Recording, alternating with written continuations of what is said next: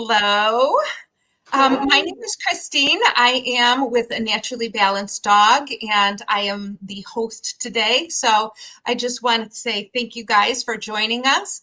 And our topic today is about inflammation and its effect with cancer. And my guest is Krista Powell from Vibrant Canine. So welcome. Thank you for joining me. I'm very Thank you for excited. having me. Thank Yeah. you. Good. I'm really glad you agreed to do this because I know that this can be very a sensitive topic for many people. Yeah. And so I appreciate you coming on and sharing your story. Um, and so I kind of came about with how I found you was I was surfing on the internet, and I came across your website. And as I was like looking through it, I was kind of reading your story, and I was very moved by your story. And so it was very heartfelt. And I just thought it would be a great opportunity for other people to maybe hear some of your experiences. And that's kind of how I came to find you. So anybody out there, if you can certainly, hit the like button. And if you have any questions, please feel free to ask any questions. We certainly appreciate that. And so we're going to go ahead and start with just asking you, Krista, if you could just share what it is that you do and how did you get started with your business, and what is the passion that keeps you moving forward? Mm-hmm. Well, I own thank you again for having me.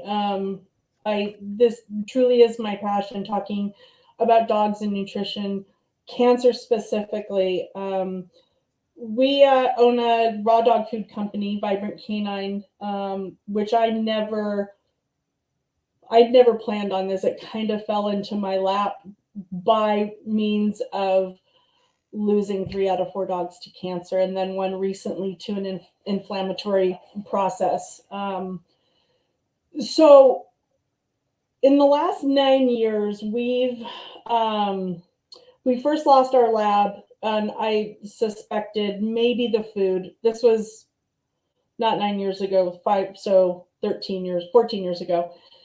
We got another English Mastiff after he had died, and I figured out that it was cancer. He had a lump on his back. He lived till he was 13, and then we got our very first English Mastiff, Norman, and he just was the light of our life. And at 5 years old, I can rarely get through this story without crying, so just bear with me. At 5 years old, he was diagnosed.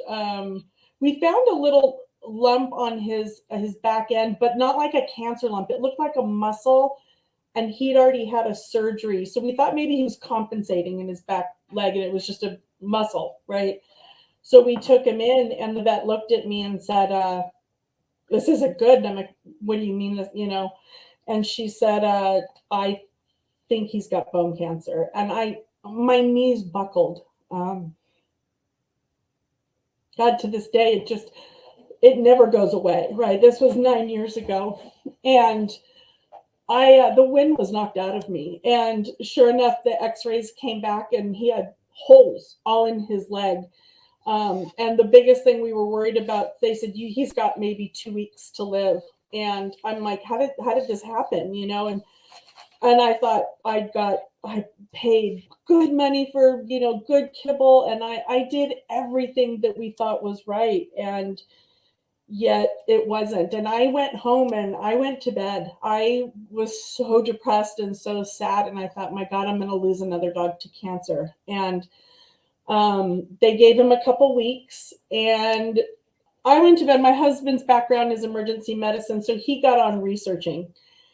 And he basically came in and he's like, not one more piece of kibble is to cross their lips. And I'm like, what are you talking about? He goes, we're going to feed raw. And I go, raw what? And he goes, raw meat. I'm like, What? okay. So that turned into, 48, 72, 96 hours. He never left that computer, right? And he's very sharp medically. And so it all kind of fell into place for him.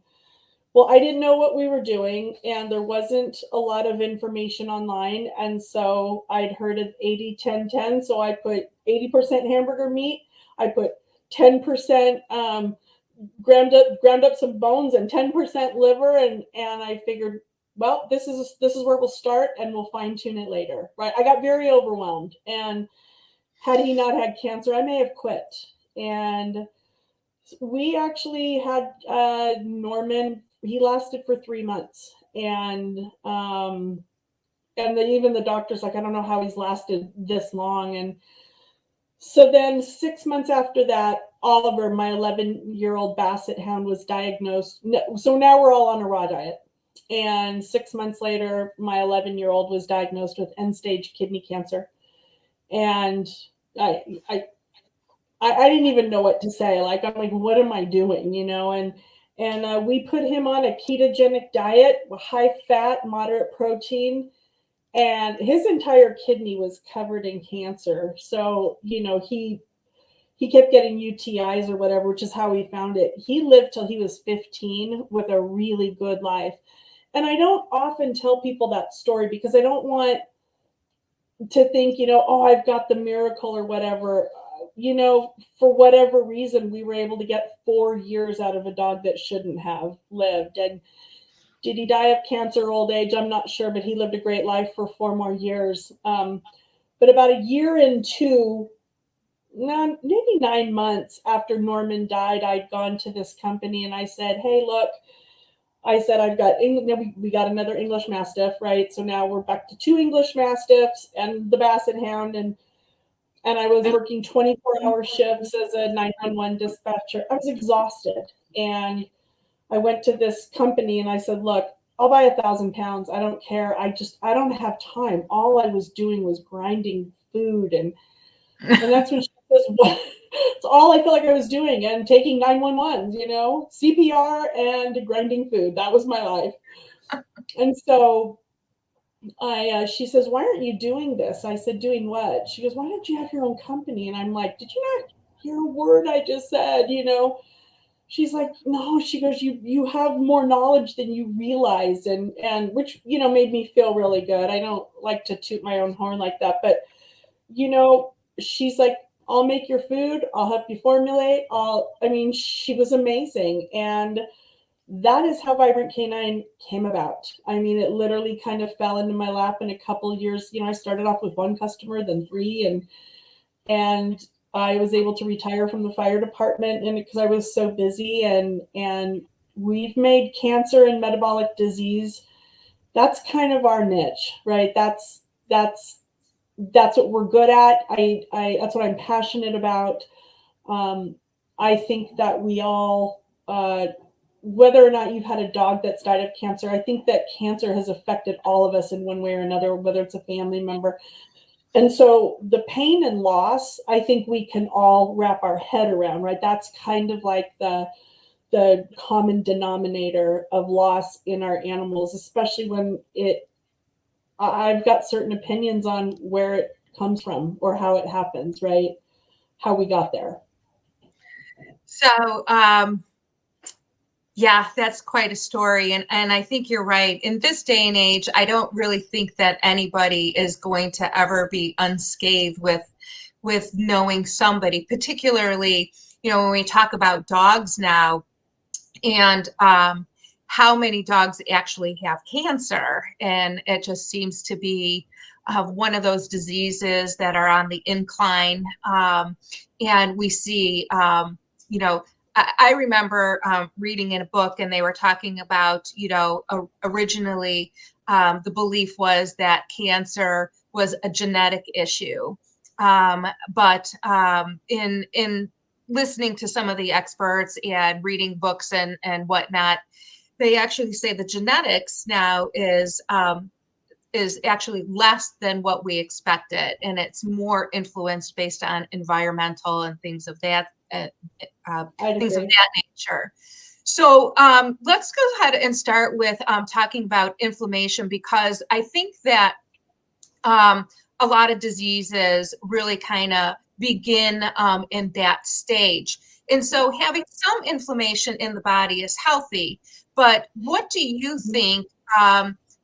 What is the point where you feel that there's that tipping scale of inflammatory issues where it starts to become unhealthy in the body?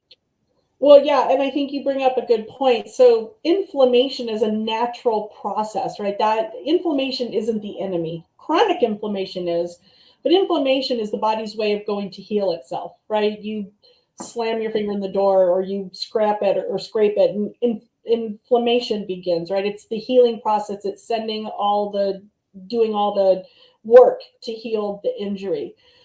However, chronic inflammation, and the scary thing about chronic inflammation is that I don't I don't think you can see it until it's too late. And I think that dogs, so we have all these diseases, right? That dogs we just know in the wild just don't get, right? And we also know how dogs eat in the wild. And, a highly processed carbohydrate, fat oxidized food is not it. And I think the problem is that dogs are a lot like children, medically speaking. They compensate until they crash, right? And then by then, which is why I think we have such a hard time treating cancer, is because we don't know until it's too late, And so my theory is that if we work on preventative measures, hopefully through diet, that's kind of my message. And um, there's other factors obviously that we can't control. I mean, we've got soil issues and, glyphosate in the water table that ends up in your dirt. I mean, there's things that we cannot control. We can't always control our water. We can't always control different environmental issues. We can control some things. And what we can control, that's where we kind of take the lead and say, okay, this is what I can do, right? And the way I do things doesn't mean it's the right way or it's the only way. It just means it's what's worked for me so far. And, God willing, we've got 9 years with no cancer in any of the dogs. And we did just lose Jeff, Naughty Jeff, my Mastiff, too. He had an inflammation problem at birth, and that affected him neurologically, his spine, um, um, degenerative myelopathy. And I remember asking Becker this once, Dr. Becker, I'm like, can dogs get be on the spectrum? She goes, it's not a diagnosis, but yes. She goes, I've seen dogs, and that's how Jeff was.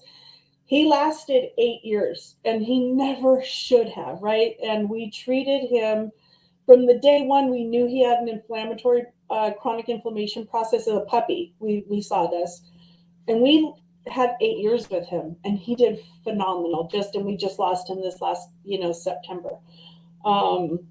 So I think that, inflammation. So inflammation in and of itself doesn't cause cancer. And my husband put it so, I love how he says this. He goes, inflammation is the soup. It's the broth, right?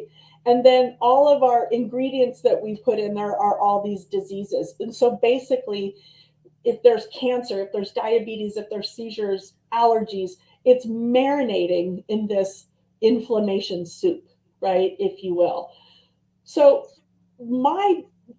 to this day, I think my best knowledge is to work to prevention, right? Prevention through nutrition, prevention through exercise, prevention through, all these different tools that we've been given that, like I said, we're going on, this year will be 9 years that we've been doing, and our information changes. We learn more all the time, and this is a relatively new arena, if you will. So with respect to inflammation, I think we need to be preventative, because I don't know that we're always going to see it there, right? Because we know of all these issues, like inflammation of joints and pancreatitis and bladder, liver, intestines, skin, eyes, all these things. Those are all inflammation issues, right? If we see those little things, let's say we've got, eye or yeast issues, or those might be an indicator that we've got an inflammation problem, right? And so, what do you feel as far as like, what have you learned about, carbs, diet, and fat? How does that in relations to preventative care and or what you've experienced? How did that play a part into your with your dogs? Well, so what we do know through medicine and science is that starches, carbs, sugar puts our body, your dog's body, into a perpetual elevated blood sugar state, right? Um, if we have high insulin levels and hyperinsulinemia, right? We kick up our insulin when we take in these carbs that turn to sugar, and the whole process starts. We're literally probably putting our dog and ourselves in a perpetual inflammation state. So carbohydrates to me have always been the enemy. People will say to me, well, what's a good kibble? And I'm like, oh, no disrespect, because we're There food. is We not are one. no, and because carbohydrates are the enemy to me. Now, yes, we have lots of problems with overprocessed and heat and all this, crazy stuff that becomes poison, right? We oxidize fats until they become a poison, right? But carbohydrates, dogs, my opinion, through my research, dogs do not have a carbohydrate requirement. Therefore, why are we giving it to them? And we all know why, money. And the kibble companies are good, right? They're limited ingredients, they're all natural, they're organic, they're, this, that, and the other. And at the end of the day, it's gonna turn to a sugar, which is just going to start the process, right? Um, there's a lot more to it scientifically. I mean, that's not, I'd be more than happy to talk to anybody on their own, about what goes on there. But what I have seen is that I think a minimally processed, meaning, some people may not want to do raw or be afraid of raw. I get that, right? It goes against everything we know, or bacteria, or I'm afraid, and that's okay, right? There's places, a gently cooked diet, right? And it's kind of, if you don't like raw, maybe a freeze dried, right? That is not raw per se. And there's so many people out there to help us with that, right? To guide us with that. I mean, I've got my friend Kimberly from Keep the Tail Wagging. She's, got so much information on every amount of it, whether it's DIY or companies, tons of information that she's gathered on her food. You could go to somebody like Scott J. Marshall, with Dog Dad 101, who could formulate meals for you. For like, I don't know how to do it. There's commercial foods like ours. There's a ton of great companies out there.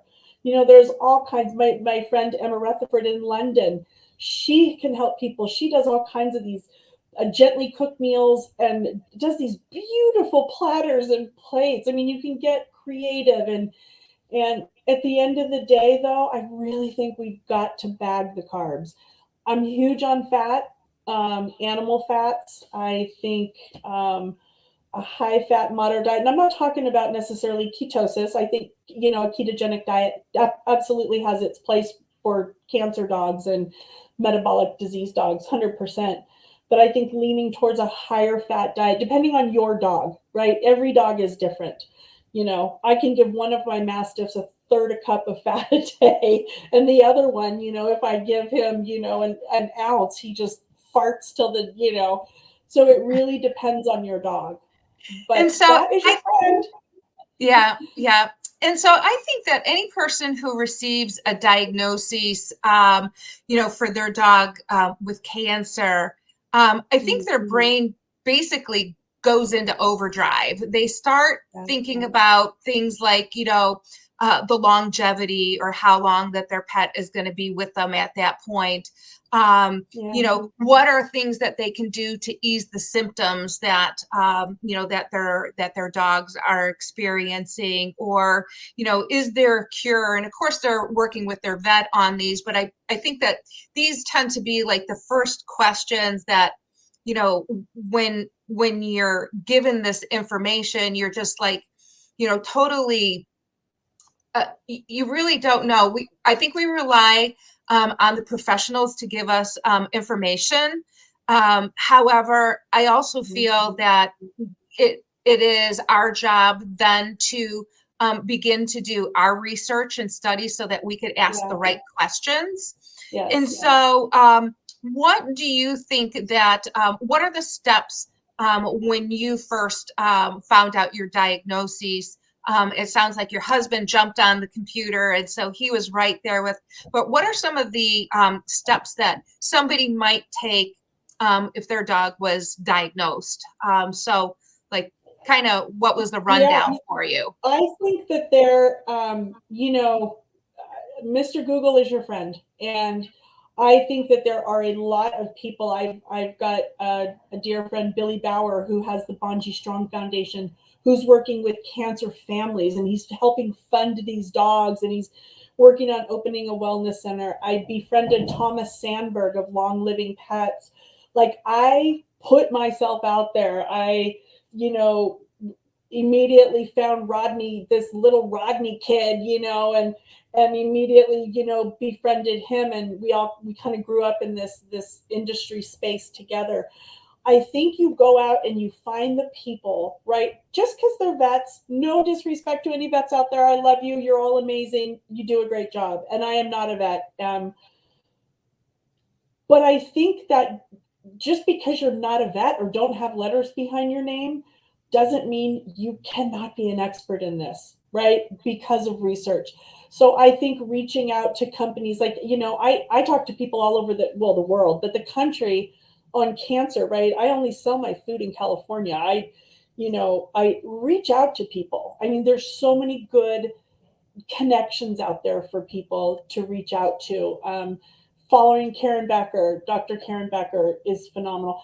There's a lot of resources for people, right? And I think you hit the nail on the head with, you've got to take control of your animal's health. You have to do it and not rely on what somebody else tells you to do. It's my biggest issue, right? You've got to critically think. You have to critically think, and you have to, I was talking to a friend of mine the other day, and we were talking about studies and looking at these false studies, gray studies. And, she goes, but you know how to read them. And I go, oh, no, I don't. I've got my computer open, my laptop, Googling, what does this word mean? What is that word? Like, you've got to put in the work, right? Otherwise, I don't, you have to take control of your dog's, your animal's health, because nobody else is going to do it for you. Yeah. I've been very fortunate. I have not had any dogs that suffered from cancer or diagnoses with cancer. Although I've had a couple that I had suspicions. However, at that point, they were older dogs, and it was just kind of part of the aging process. And, so I didn't dive deep into it, I should just say at this point. So to my knowledge, I really didn't. However, from an inflammatory or dealing with a dog that has like a long-term issue. So for those people who are struggling and have a diagnosis of cancer, certainly doing those research, trying to change the diet out, trying to reach out to people who are going to help give them support and information. I think one of the things that I did learn, and so although I didn't have a dog with cancer, I did have a dog that crashed from a, I call it like a yin and yang, her energy. And so she was, a healthy puppy, and she was exposed to carpeting. And the next day she blew up like a balloon. Her lips and her eyes, she had blisters, she had rashes, she was just swollen. And, obviously I rushed her to the hospital and stuff like that was like, what is going on with my dog here, Um, and after that, her life was this chronic up and down with just this constant. It just seemed like every time I was able to get her under control, she would fall apart again, and then I would have to rebuild her. And so one of the things that I find to be beneficial when I'm working with people is to start journaling. I think it's important to really document what is going on, what you did, and what was the response so that you can go back. Because when you're working from a long-term perspective, let's say, for example, the dog that I had, she was exposed at 6 months, and she died just short of 8 years.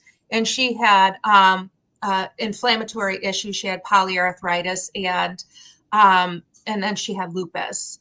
But chronically, she had just chronic issues throughout. So I was just constantly, and that's kind of where I got turned on to, raw food. Dr. Becker, prior to where she is now, she lived in the area and she had a practice here. And so she used to travel around to all of the colleges and like dog clubs and do little seminars and stuff like that. So it was really kind of nice. That's kind of where I started getting my feet wet and stuff like that. So in your experience, what would you recommend, just kind of capping off our evening here for people in regards to preventative care and, to make sure that their dog is hopefully, there's no guarantee in life of any way, shape, or form, but in doing the best that we can do, what is it that you would recommend to somebody at this point? Well, I think that, first of all, people say, this raw, it's not going to prevent cancer. Dogs on raw still get cancer. Are we giving them a much longer life, or dogs with inflammation issues? I think really a starting point is that we've got to start looking at what we're putting in our dogs' mouths, and anything processed, right? And you and I could eat McDonald's 3 times a day for the next 10 years and survive. We could. Is there going to be medical consequence? Absolutely, right? There will be. It's without a doubt. So we've got to start looking at these over-processed, carb-ridden, and I don't care if it's an organic piece of barley or sweet potato, it's a carb, right? And it's turning to sugar in your dog's body. Most kibbles are between 45 and 60% sugar. We wouldn't do that to I want to say we wouldn't do it to our children. Some people do, but we start them as puppies, right? We wouldn't give our children bubble gum, the minute they can move their gums. I gotta laugh because I don't mean to do this, but when I go grocery shopping, I can't help but sometimes, like, you glance into somebody's cart, and sometimes in my head I'm like, what day and age are you in that you can go and have the Captain Crunch and the Pepsi and all those potato chips and be good with that? And so it comes down to our pets as well, so I feel the same. Yeah. And there's an alternate choice that you can make. And like I said, there's lots of people, myself included. My phone number's on the website. You can call me anytime. I'll help you get started. I'll help teach you. All these people that I've mentioned and many more, right? There's a lot of people that I'm looking at up here right now that I'm like, all these people have amazing hearts and really want the best for your dogs, and they're there to help you. And I think that we've got to start with diet. We have to start with diet. It's the easiest, most controllable thing that we can do, right? Instead of feeding our dogs Fruit Loops every day, let's feed them a whole, fresh food. And if you can't do raw right now, take 25% of that kibble out, throw some fresh food in there, right? just even if it's baby steps, it's okay, right? And then we can help you build in the rest, right? And before you know it, you are on your way to preventing disease. And I think that prevention and being proactive is really the best thing we got until we find a cure. Yeah. We had quite a few people, and I just want to acknowledge everybody and say thank you for your comments. Kim said that she was very excited about being here and listening to you today. So thank you, Kim, for joining. Michelle Allen just wanted to say I hello. love all these people. And Carrie. Carrie had people need to ask themselves why a bag of kibble can sit on the shelf for a long time without it going bad. So I'm sure she's talking about, obviously what we're feeding our dogs is something that is heavily processed and certainly not supportive to our health. And then it keeps shifting as people are kind of putting some things.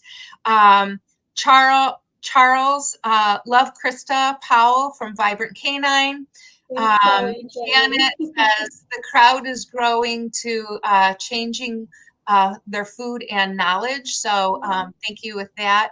Michelle Allen says there's nothing like a passionate pet person to get their heart. To get to the heart of the matter, which is so true. And so the one thing that you had kind of mentioned that there are a lot of people, there are a lot of us out there to help support and share knowledge, which is kind of one of the reasons that I've opted to start doing these weekly talk shows and to invite people like you and Michelle, who came last week. So thank you, Michelle. And to share their story with other people who are looking for a place to kind of learn and how to get started, because it could be very overwhelming. I know even for myself, being knowledgeable and belonging to a lot of groups, the things that I find interesting is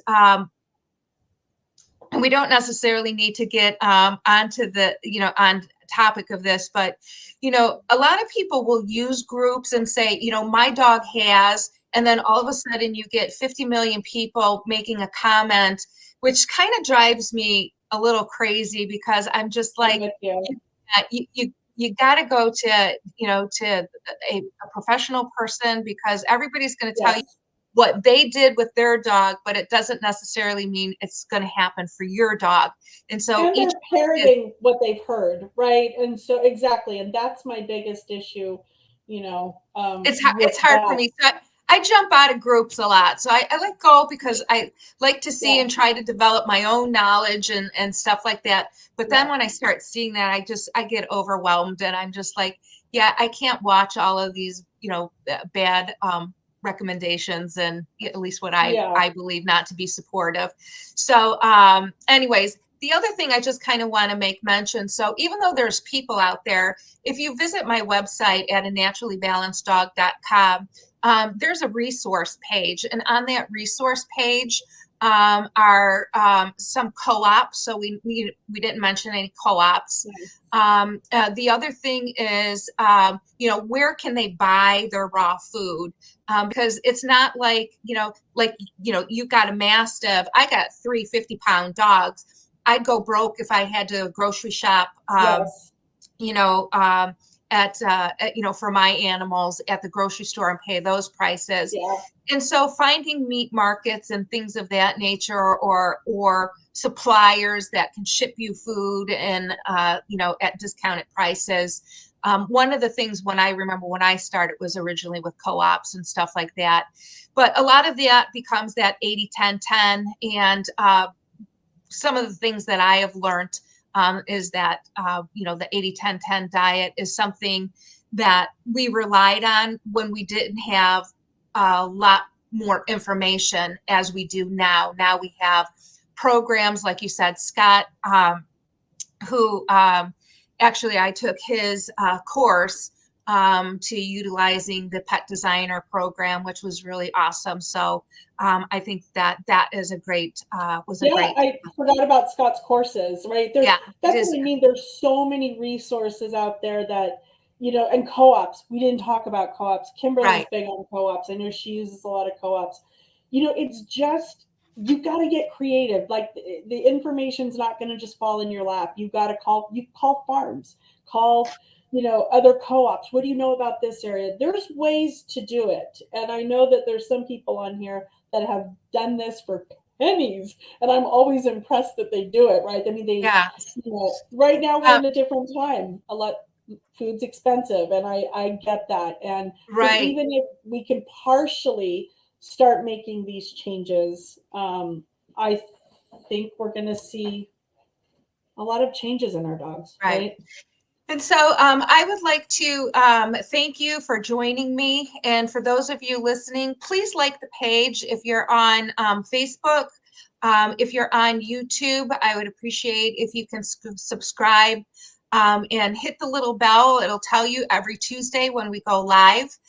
Next week, I'm very excited. I'll be having Tanya Christensen from Must Love Dogs as our topic. We'll be talking about getting to the root of allergies and Ooh. talking about gut health, and so that will be really an excellent conversation, because I think that there are so many dogs that have allergies, and it could be minimal, but certainly there are things that we could do to put into place to help our animals. And for those who don't know me, my name is Christine. I am a food specialist at A Naturally Balanced Dog. On the website, you will be able to find there that we offer both food and environmental testing for allergies, as well as we offer custom meal plans. And we have a membership where there's over 100 food recipes that you could begin making for your dogs starting today. So I again would like to thank you very much, Krista, for joining me and sharing your story. I think it was very lovely and very heartfelt. And again, it was what inspired me to invite you here. And I think you offered a lot of great information for everybody. So thank you very much, and we'll see you Thank all you, next week. Christine. Thank you for having me. You're awesome, and I'm so excited to see what you're going to do every week. I'm very excited. Great. Well, thank you. Bye Bye. bye.